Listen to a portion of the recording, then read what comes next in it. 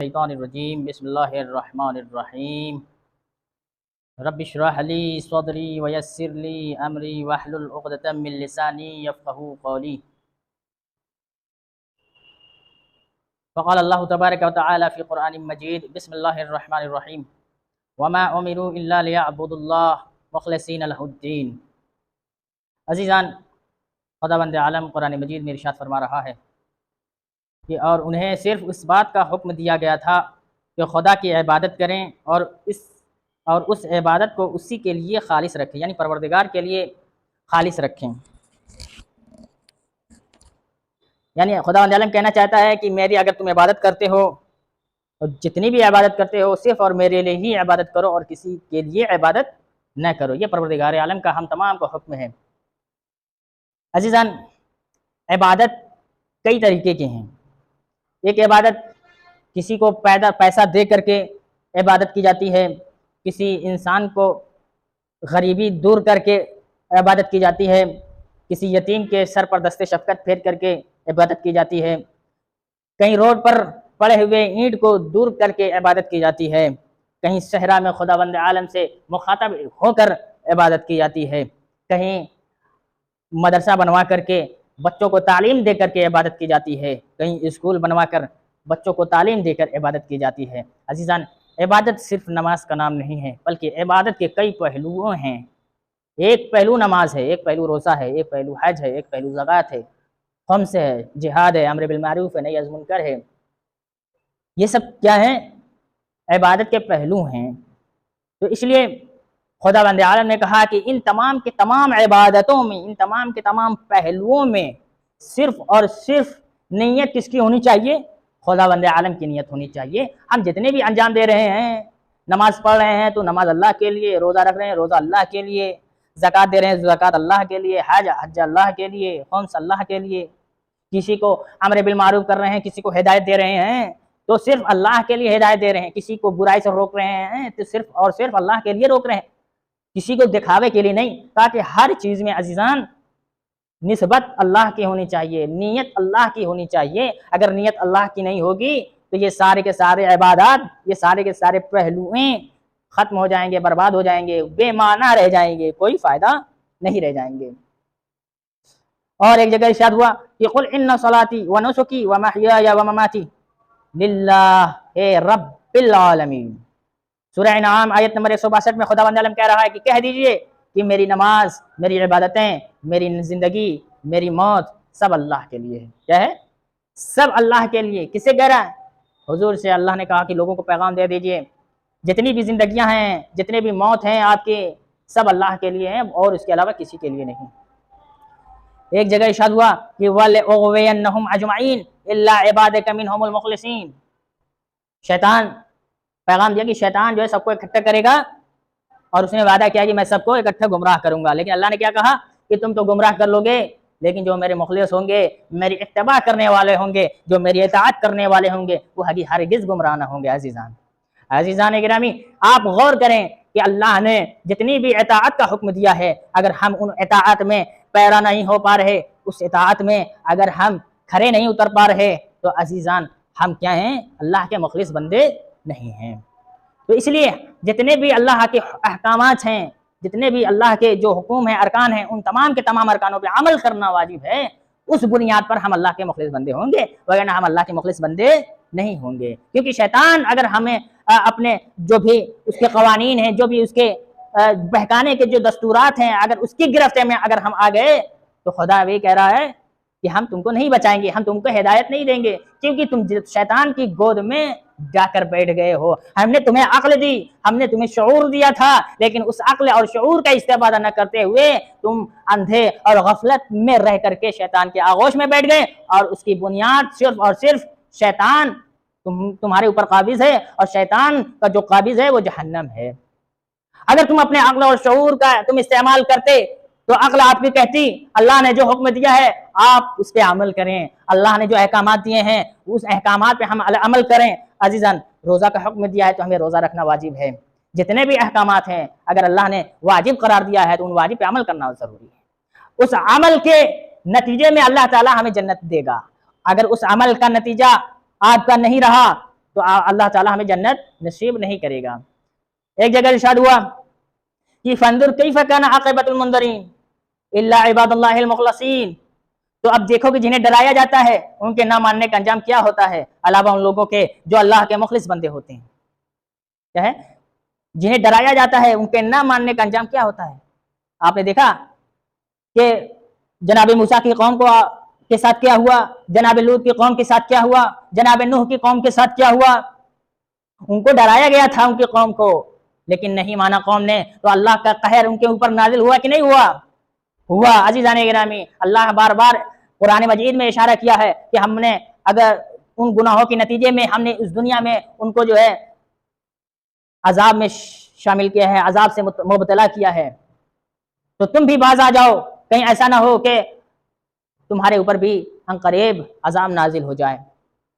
ایک خطبہ منع میں امام حسین علیہ السلام نے برسر یزید اقتدار پہ آنے سے پہلے، یزید کے اقتدار سے 1 سال قبل، خطبہ منع میں امام حسین کیا کہتے ہیں؟ 1000 کو بڑے بڑے قبیلوں کے جو خاص ہیں ان کو بلا کر جمع کرتے ہیں، کہتے ہیں اے قبیلوں والو، اے بنی امیہ کے جو بڑے بڑے لیڈران، بنی ثقیفہ والے، بنی عباس والے بھی تھے، اس میں سب کو اکٹھا کر کے پیغام دیا کہ جو 1 سال کے بعد برسر اقتدار پہ آنے والا ہے، ہوشیار رہنا، گمراہ نہ ہو جانا، کیونکہ وہ آپ کے حق سے آپ کو حق سے دور کرنے والا ہے، قرآن کو جھوٹ کہنے والا ہے، پیغمبر کچھ بھی نہیں تھے، یہ سب ساری گمراہیاں لے کر آنے والا ہے۔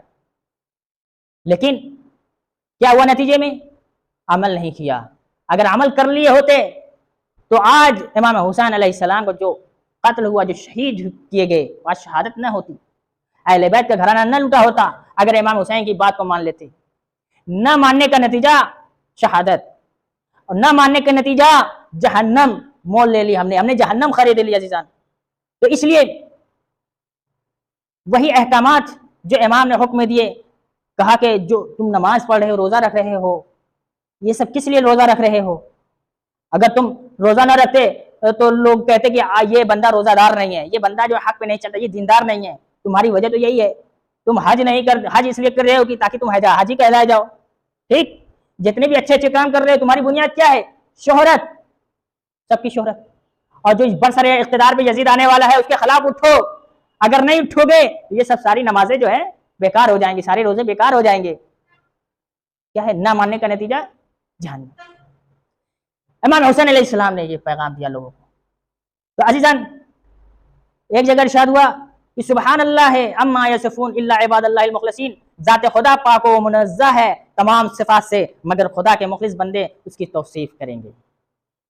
یعنی کہ خدا بند عالم کی جو ذات ہے وہ پاک ہے اور منزہ ہے، جو مخلص ہی بندے ہیں جو خدا کی ذات کو مانیں گے، خدا کے وجود کو ایک مانیں گے، جو مخلص بندے ہیں، اور خدا کے وجود کی حفاظت کریں گے، یعنی کہ اس کا رد کریں گے جو یہ کہتے ہیں کہ خدا ہے ہی نہیں، خدا ایک نہیں ہے، اس دنیا کو بنانے والا کوئی نہیں ہے، خدا یہ دنیا انرجی ہے، اس کے علاوہ کچھ بھی نہیں ہے۔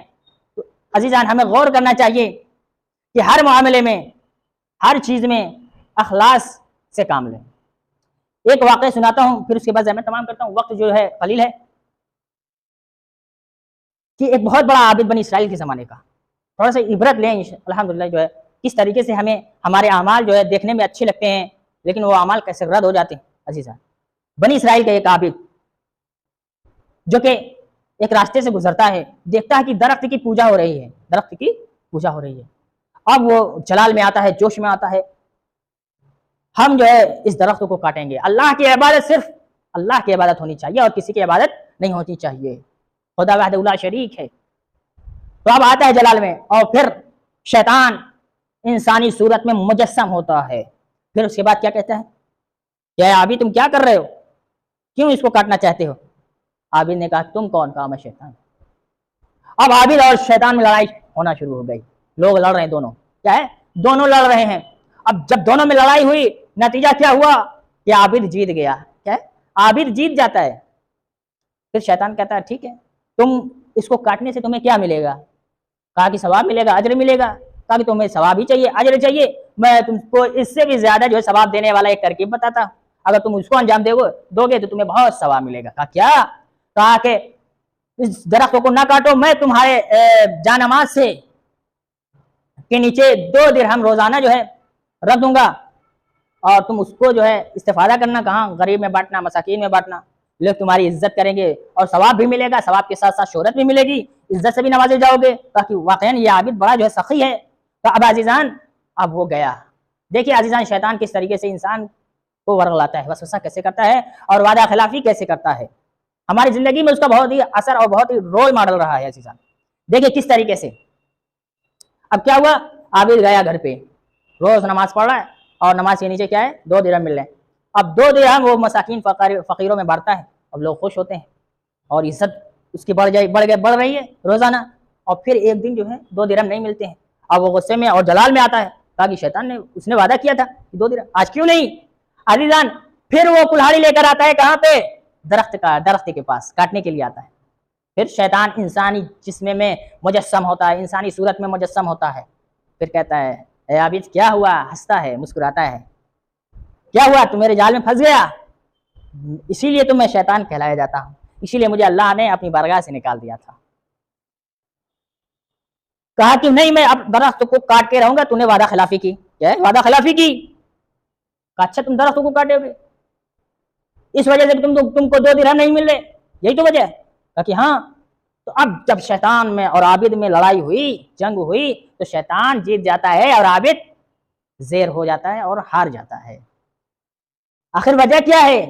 جب شیطان پہلی صورت میں آتا ہے اور جب عابد پہلی فرصت میں آتا ہے، وہ صرف اور صرف درخت کاٹنے کے لیے ہوتا ہے اور خالصتاً للہ کے لیے آتا ہے، نہ اس کے آگے نہ اس کے پیچھے کوئی نہیں ہوتا ہے، نہ اس کے پیچھے دولت ہوتی ہے، نہ اس کے پیچھے شہرت ہوتی ہے، نہ عزت ہوتی ہے، صرف وہ یہ دیکھتا ہے کہ اللہ کی عبادت ہونی چاہیے اور کسی کی عبادت نہیں ہونی چاہیے۔ اور جب دوسری مرتبہ آیا عابد، کس نیت سے آیا؟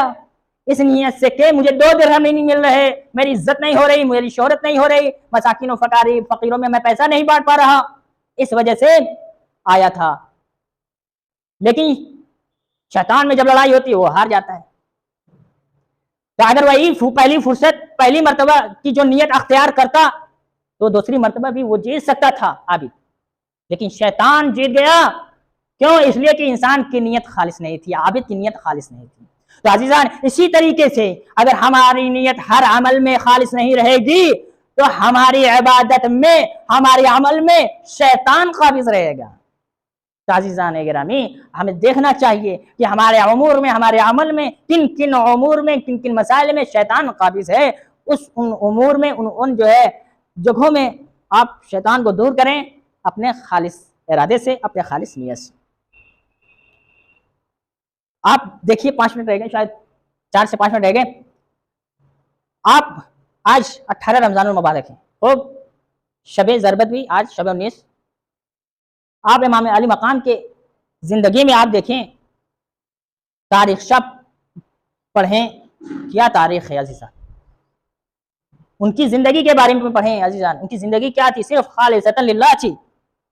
وہ کیا کھاتے تھے، ایک وقت میں 2 غذا نہیں کھاتے تھے عزیزان، جو کی روٹی کھاتے تھے، اور کپڑا کیا پہنتے تھے، ضرورت سے زیادہ کبھی کپڑا نہیں سلوایا، جب تک وہ کپڑا پھٹ نہ جائے، پہننے کے قابل نہ ہو تو کپڑا نہیں سلوایا۔ اور جس بستر پہ سوتے تھے وہ ایک بھیڑ کی جو کھال ہوتی ہے عزیزان، وہ بستر اپناتے تھے، اور جب سوتے تھے ایک طرف سوتے تھے اور ایک طرف اسی کو اتنا بڑا ہوتا تھا کہ وہ اوڑھ لیتے تھے، ایک ہی بستر ہوتا تھا، وہی اوڑھنا بھی وہی اسی پہ سونا بھی، اور پھر جب دن آتا تھا تو وہی کسی کام میں استعمال کر لیتے تھے۔ یہ تھی مولا علی علیہ السلام کی زندگی۔